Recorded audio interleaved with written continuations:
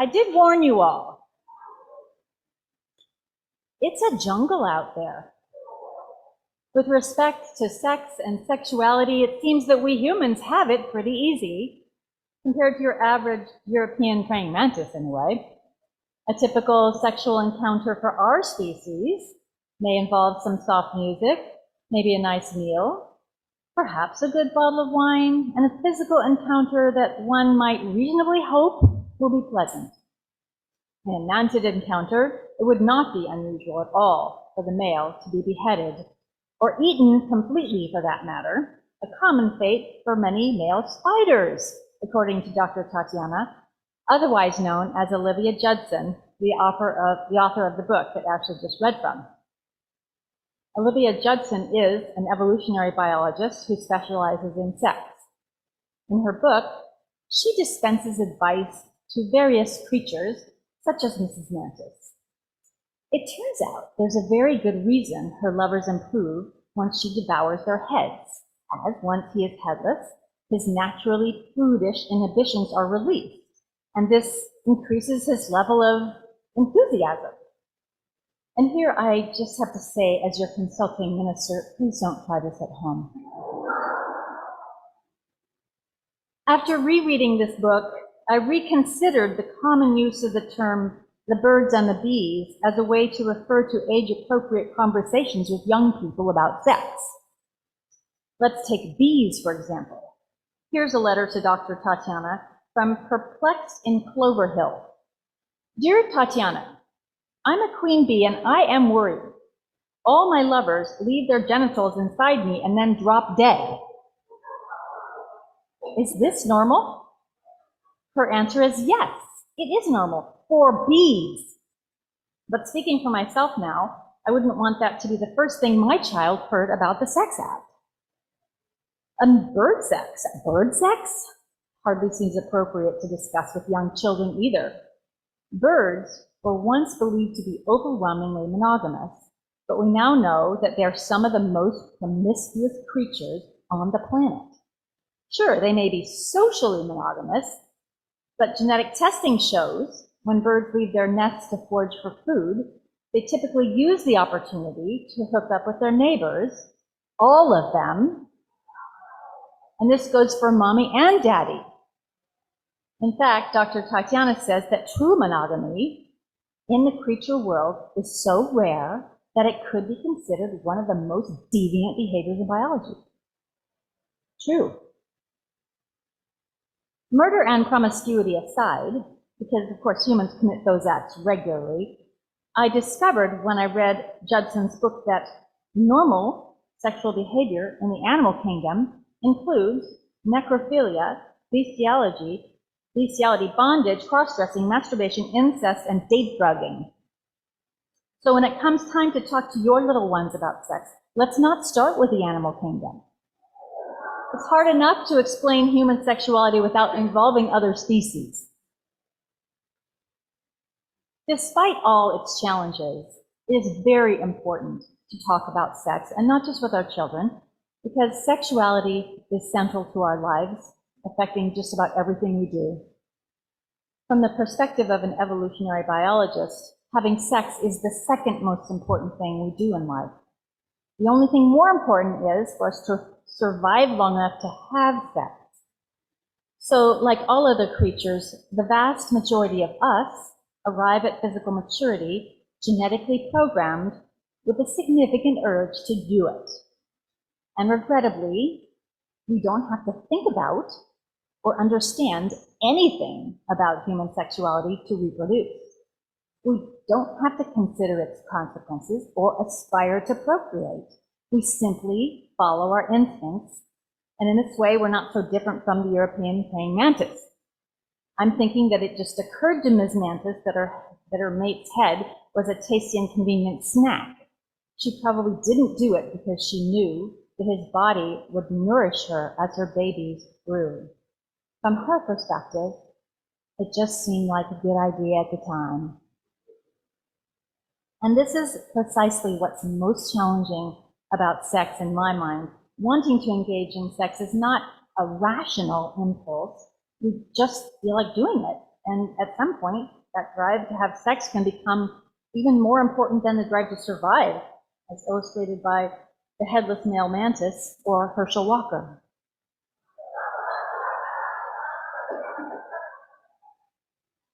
It seems clear that thinking had very little to do with his relationship choices, so it just seemed like a good idea at the time, right? I'd like to think that we humans have evolved a little further from other species in terms of our ability to observe and learn. I think many of us feel sexual desire, and yet we also have the potential to understand its consequences. We've evolved social conventions and techniques that increase our control over the natural outcomes of our sexual behavior, such as restrictive courtship rituals, exclusive partnership arrangements, birth control, and methods to prevent infections. But none of these practices really have any effect on our underlying drive. Whether we're partnered or not, whether we're young, old, gay, straight, bi, confused, rich, poor, in sickness or in health, once we reach maturity, the vast majority of us want to have sex with other people, sometimes as often as possible. There's no way to simply think or will ourselves out of those desires. This is why the just say no, absence only approach to sexual relationships is so ridiculous to me. But sexuality involves more than just our behavior. It is also central to identity and the identity of those we feel attracted to. Our biological gender, determined at this time because I say things change, by a combination of genes, hormones, and body parts, frames the way we see one another as human beings. If you think about it, we don't even have the language yet that can be used to speak about a person until we've assigned that person a gender. And I use the word assign because there is in truth a lot of gender variation in human beings beyond boy, girl, male, female, that we just pretend isn't there, or many of us do. Biological gender variety occurs at many levels, starting with chromosomal variations, then hormone variations, then physical tissue variations, and then there's the psychological variations and the psychosocial variations. And these variations are much more common than you would think. Some are visible and some are invisible.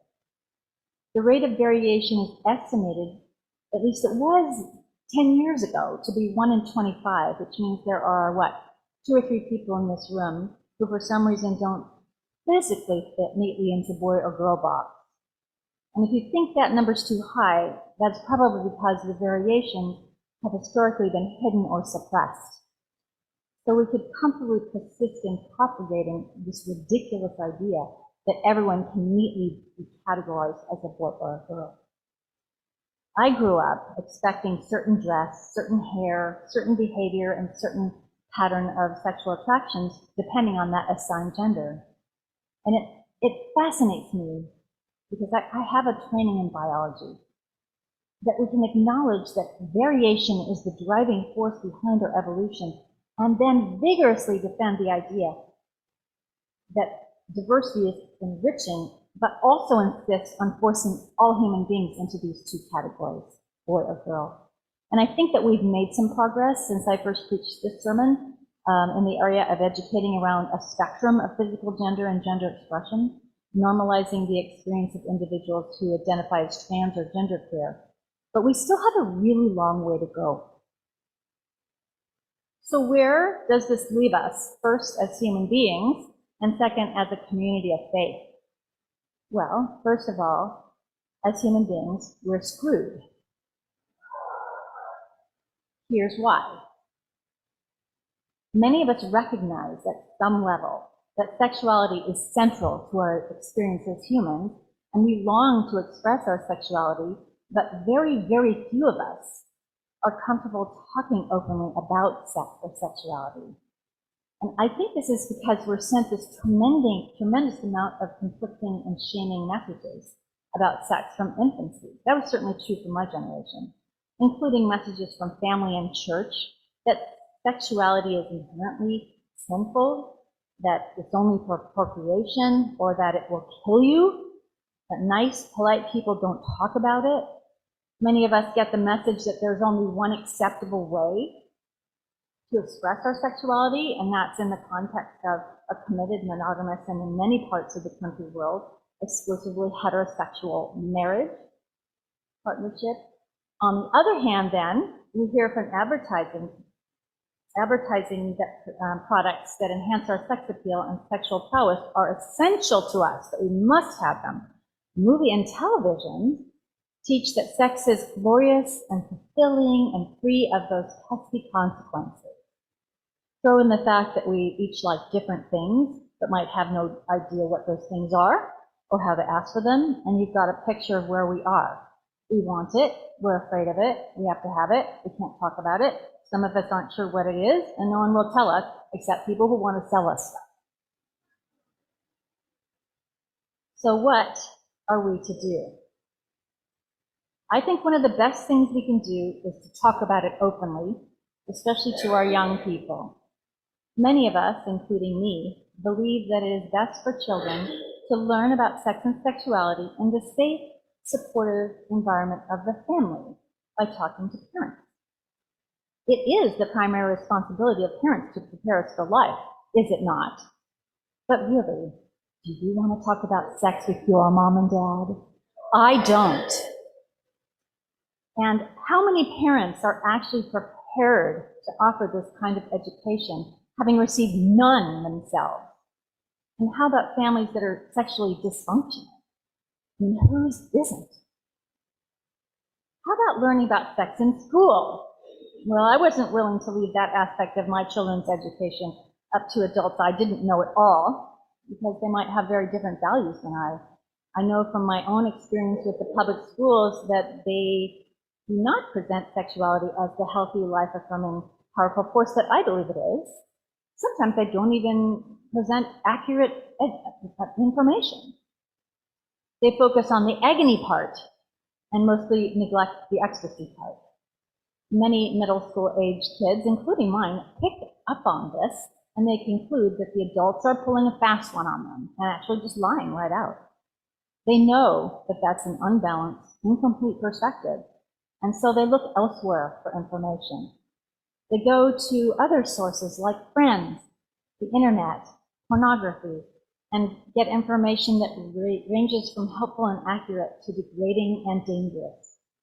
So how do they sort it all out, and how can we support them?